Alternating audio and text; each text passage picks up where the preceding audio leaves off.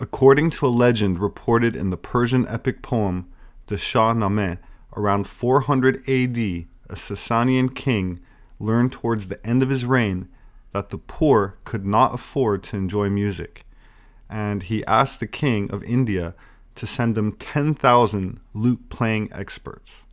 When the musicians arrived, the king gave each one an ox, a donkey, and a donkey load of wheat so that they could live on the agriculture and play music for free for the poor. But the musicians ate the oxen and the wheat and came back a year later with their cheeks hollowed with hunger. The king, angered with their having wasted what he had given them, ordered them to pack up their bags and go wandering around the world on their donkeys. The Hungarian Gypsies, or Roma, are an Indo-Aryan ethnic group that came from a single population that left northwestern India about 1500 years ago. Over 70% of the males belong to a lineage that appears unique to the Roma. They are a dispersed people, but their most concentrated populations are located in Europe, especially Central, Eastern, and Southern Europe. The ancestors of modern-day Romani people were previously Hindu, but adopted Christianity or Islam depending on their respective regions through which they had migrated. That said, the Roma continue to practice Shaktism, a practice with origins in India whereby a female consort is required for the worship of a god.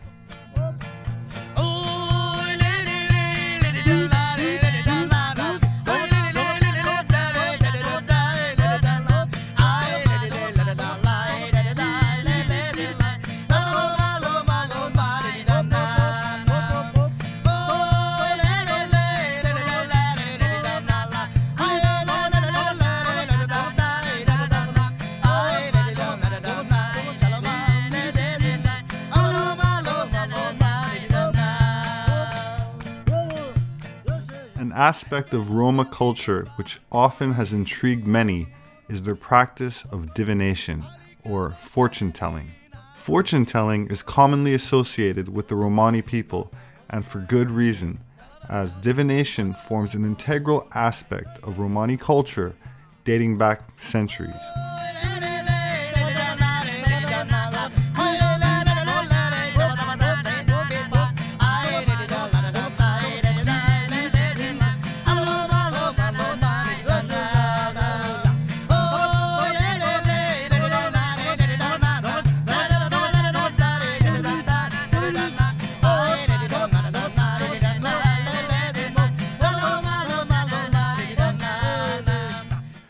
As with Romani tradition, Roma fortune tellers are always female. Welcome, Terence. It's a pleasure to be here. It's a pleasure to be with you again. You know, shamanistic peoples and early peoples throughout the entire world have all been involved in systems of what we call divination. It could be throwing bones, or using the I Ching, or looking at the entrails of animals, or clouds of smoke. But each system seemed to involve some sort of a unique way of linking the human mind with the very nature of time itself in order to understand cycles of time and understand perhaps even to predict the future. Yes, well, it's certainly true that pre-literate and Aboriginal peoples have had an obsession with time. However, it's an obsession shared by the historical societies as well. Time seems to be the dimension about which we have the greatest anxiety, perhaps because it's the dimension into which we see with the least clarity. Numerous peoples throughout the world have dealt with this lack of clarity as far as time is concerned by developing various methods of divination, or sortilege as it's called. The Maya to this day practice sortilege of a very complicated sort in the highlands of Guatemala. African peoples have complex divinatory systems. And we don't have to even mention the enormous sales of the I Ching and Tarodex and astrology products here in the United States. Yes, the I Ching is the divinatory system ne plus ultra. It seems to very early have captured the imagination of Western Orientalists James Legge and Richard Wilhelm. Their translations made it available to the Western world, and the psychologist Carl Jung, in inventing and discussing the phenomenon that he called synchronicity, popularized the I Ching by using it as an example of this particular phenomenon. The thing which amazed me about the I Ching and caused me to become so deeply involved with it is this fact that it seems to work against all rational expectation. The carrying out of this random ritualistic activity seems then to give a reading which is in fact applicable to the unique situation. Now, Jung's explanation of this was what he called acausal connectedness or synchronicity. This was simply the idea that it was possible for there to be a coincidence of congruence between an internal state, a psychological state, and an exterior event. An obvious example of this would be you think of someone you haven't thought of for years, and an hour later in the mail a letter arrives from them. And Jung was fascinated by these kinds of apparent coordinations of the interiorized psychic sphere and the exterior three-dimensional objective world. For instance, I'm sure you've noticed that every day is rather like every other day. Nevertheless, I'm sure you've also noticed that some days are radically different than others.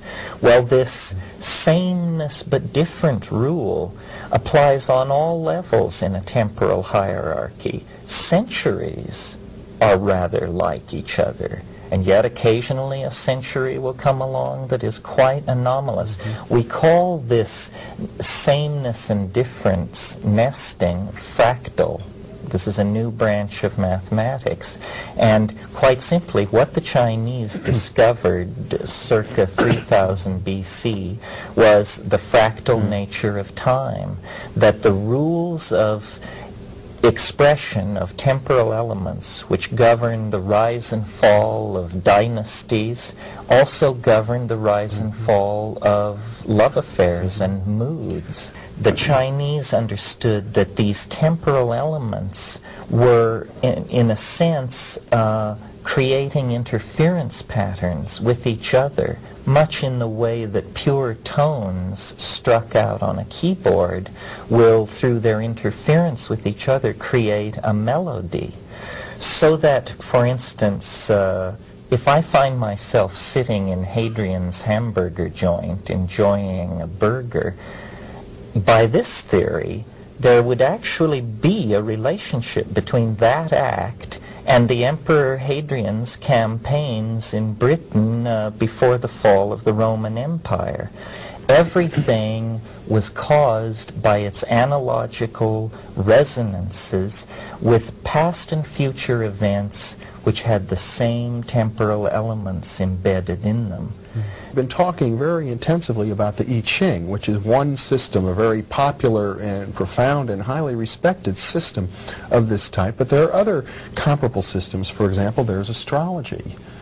That's right. Astrology is another one of these systems that seeks to define prepotent relationships in nature that can be known by man in order to ease movement into the future. The success of astrology, I think, is borne out by its persistence. I think basically there is a tradition in Central Asia of the so-called stilling the heart techniques vis-a-vis yoga. And these are techniques where vital functions are suppressed. Breathing becomes very minimal. All exterior inputs are suspended. And eventually, I think the Chinese sages who practiced this form of meditation noticed a flux at the center of the stillness. which they called Tao, and which they set out to phenomenologically describe, not knowing whether it was physics, organism, or deity. And they did not prejudge this question. They simply gave a phenomenological description of the transcendental flux that they encountered in states of deep yogic ecstasy. And lo and behold, it turns out that this is the perfect technique for studying time. Time is not a phenomenon where you build machines with 8-kilometer diameters that cost trillions of dollars. Time is a phenomenon to be studied by attending dinner parties, perhaps, or pursuing love affairs, or watching the passing of the seasons. Activities much more commiserate with our vision of the Taoist sage than the white-coated scientist of the present world religion of science. So really, I think it was an involvement in organism and in the human experience. In other words, the laboratory for studying time would not so much be our observatories or our systems of quartz clocks, but rather looking inside of ourselves, observing our own organism. That's exactly precise. A curious phenomenon called synchronicity, the coincidental meshing of interior psychic events and exterior events in the real world. It lays a basis for us to understand the unity of ourselves with the real world that our present approach makes difficult to discern. The Roma people have historically been associated with fortune-telling, with common methods of fortune-telling including palmistry, coffee or tea leaf reading, crystal balls, and tarot card reading, amongst others. While the tarot was used by Romani people when telling fortunes, it was also used as a Jungian psychological apparatus capable of tapping into, quote, absolute knowledge in the unconscious. Cardomancy is the fortune-telling or divination using a deck of cards, and includes all kinds of card reading, of which tarot card reading is just one. The tarot deck is very similar to the standard English playing card, except the suits have different names, and the jack may be replaced by 2 other court cards. It's usually a 78 card deck, and there are 21 or 22 additional picture cards called trumps. Cards can be read for any reason, from revealing past lives, to finding a love match, problem solving, to telling the future. Certain religious sources believe cardomancy, like all forms of divination, is a sin.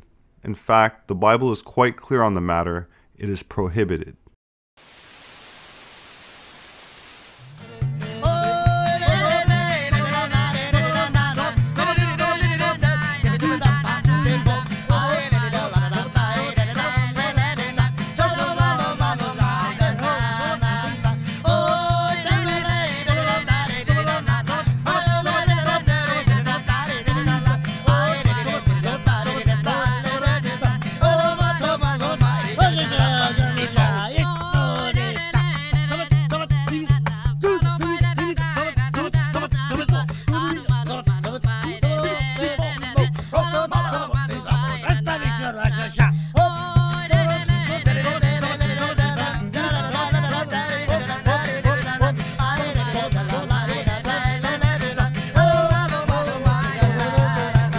This is Robert Sepehr. I'm an independent anthropologist. Check out my books on Amazon.com. Thank you for sharing this video. Don't forget to subscribe. I will see you next time.